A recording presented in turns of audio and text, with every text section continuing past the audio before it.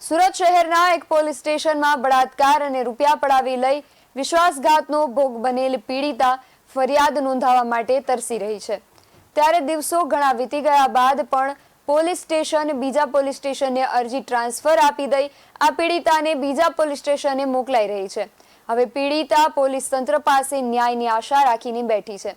યુવતીએ કરેલ અરજી મુજબ લાખો રૂપિયા અને લાખોના ઘરેણા વેચી દઈ અથવા ગીરવે મૂકી દઈ એક યુવકે દુષ્કર્મ અને આયોજિત છેતરપિંડી આચરી છે। યુવકને પકડવામાં કે યુવક અને તેના મિત્રો વિરુદ્ધ પોલીસ ફરિયાદ નોંધવામાં સુરતના 2 પોલીસ સ્ટેશનને કોઈ રસ નથી।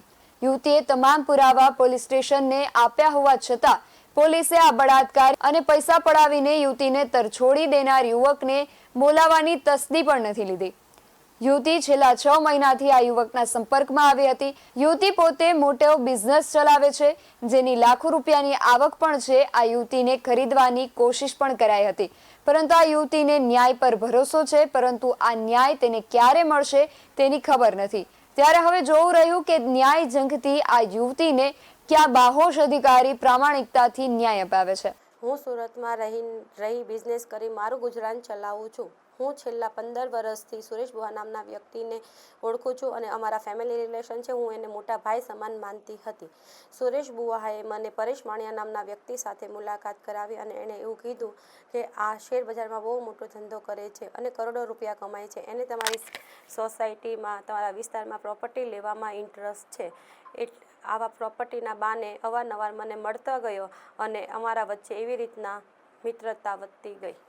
આવી રીતના અમે લોકો આવતા જતા રહ્યા। પછી એક દિવસ સુરેશ બુઆ અને પરેશ માણિયા મારા ઘરે આવ્યા અને એણે મને એવું કીધું કે હમણાં પરેશને બહુ મોટી લોસ થઈ છે અને એને પૈસાની જરૂર છે, એને સુસાઇડ કરવું પડશે। આવી બધી વાતો કરી, મને ઇમોશનલ કરી। પછી મારી પાસેથી મારા ઘરેણાં લઈ ગયા સુરેશ અને પરેશ, અને ઘરેણાં ગીરવે મૂકીને ત્યાંથી પૈસા લઈ આવ્યા। પછી હું અને પરેશ માણિયા મેરિયટ હોટલ ગયા લંચ માટે। તો ત્યાં પરેશે મને એવું કીધું કે તું મને બહુ ગમે છે, તું એકલી છે, 35 વર્ષની થઈ ગઈ છે, એકલા ગુજરાન નહીં નીકળે, તારે એક પુરુષ સાથીની જરૂર છે। આખી જિંદગી તો આવી રીતના એકલા ક્યાં સુધી રહીશ, કેટલું કરીશ, હું તારી બધી જરૂરિયાતો પૂરી કરીશ। કીધું કે તો તું પરણિત છો, એટલે આ બધી વસ્તુ પોસિબલ નથી। તો એણે મને એવું કીધું કે મને મારી વાઈફ ગમતી નથી, હું એને છોડી દેવાનો છું અને હું તારી સાથે જ રહીશ, અને તું મારા પર ભરોસો કર, હું તને લાઈફમાં ક્યારેય દુઃખી નહીં થવા દઉં, અને હું તને મારી વાઈફની જેમ જ તારી સાથે રહીશ અને હું તને બધો જ હક આપીશ। પછી એક દિવસ સુરેશ, પરેશ અને હું અમે લોકો હોટલ અમોરમાં ડિનર ઉપર ગયા અને અમે ડિનર કર્યા પછી સુરેશ બુહાની સામે પરેશે મારી માંગમાં સિંદૂર ભર્યું અને એણે એવું કીધું આજથી તું મારી વાઈફ છે। પછી ત્યાંથી સુરેશભાઈ ચાલ્યા ગયા અને પરેશે મને એવું કીધું કે આપણે ઉજ્જૈન જઈને મહાદેવની સામે બી હું તારી સાથે મેરેજ કરીશ।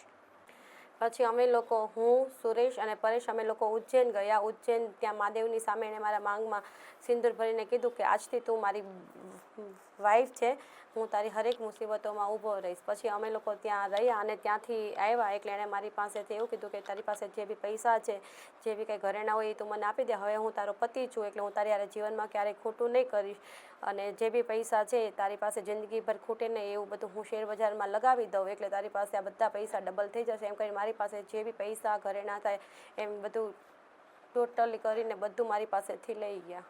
અમે લોકો બોમ્બે, ગોવા અને બધે અવારનવાર બધે જગ્યાએ ફરતા હતા। અમે બંને હસબન્ડ વાઈફની જેમ રહેતા હતા। એવામાં એક દિવસ મને પ્રેગ્નન્સી રહી ગઈ તો મેં પરેશને કીધું કે મને પ્રેગ્નન્સી છે। તો પરેશે મને એવું કીધું કે મને બેબી જોઈએ છે, એટલે મેં એવું કીધું તો તું મારી સાથે મેરેજ કરી લે।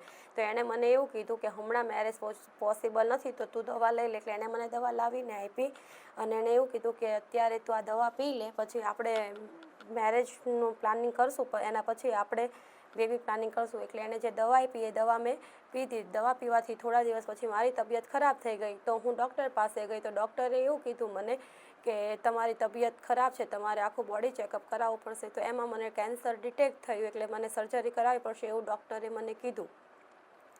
તો આ વાત મેં પરેશ અને સુરેશને બેઉને, સુરેશભાઈને બંનેને કરી તો એણે મેં કીધું કે મને હવે પૈસાની જરૂર છે, તો તું મારા પૈસા અને ઘરેણાં મને રિટર્ન આપ। તો એણે મને અવારનવાર વાયદાઓ આપ્યા કે હા હું કરાવી આપીશ, મારા પૈસા આવવાના છે, આમ ને તેમને એવું બધું મને કીધું એણે।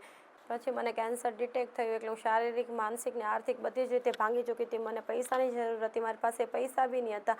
એટલે મેં એને ફોન કર્યો એટલે એ મારી પાસે આવ્યો અને ત્યારે બી મારી સર્જરીને 4 દિવસ થયા હતા તો બી જબરજસ્તીથી મારી હાથે શારીરિક સંબંધ બનાવ્યા. અને પછી એણે મને એવું કીધું કે તું ટેન્શન નહીં લે, હું તને 2-5 દિવસમાં બધું પૈસા અને જ્વેલરીની મારાથી જેટલું થશે એમ કરીને હું તને છોડાવી દઈશ. અને એવું કહીને મારા ઘરેથી ગયો.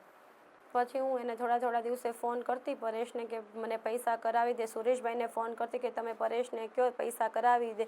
તો એક દિવસ મને પરેશે ફોન કરીને એવું કીધું કે હવે તું મારી પાસે પૈસા માંગીશ અને મને બહુ ફોન કરીશ તો હું તારા આપણા બેવના જે ન્યૂડ ફોટા છે એ હું બધે વાયરલ કરી દઈશ અને તને કશે જીવવા જેવી નહીં રહેવા દઉં. પછી એણે મને એવી વાતો કરી એટલે મેં એને એવું કીધું કે તું આવું બધું કરીશ તો હું પોલીસ પાસે જઈશ અને હું તારી કમ્પ્લેન આપીશ. તો એણે મને એવું કીધું કે પોલીસ મારું કંઈ ઉખાડી નહીં લે, પોલીસ મારા ખીચામાં છે ત્યારથી જે થાય એ કરી લે.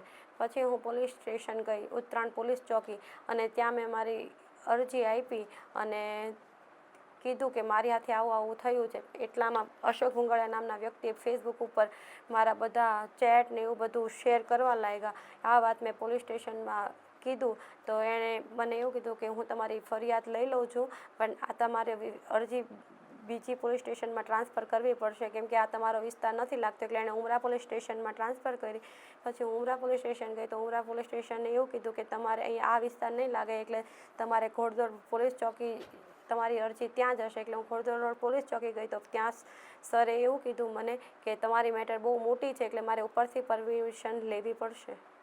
હું કેન્સર પીડિત છું, મારા પૈસા ગયા, મારું શારીરિક શોષણ થયું કે જેથી હું ગુજરાત પોલીસ, સુરત પોલીસ અને હર્ષભાઈ સંઘવીને મારી વિનંતી છે કે આવા ગુનેગારોને કડકમાં કડક સજા અપાવે અને મને ન્યાય અપાવે. BSN TV ન્યૂઝ સાથે પરેશ રાઠોડ, સુરત.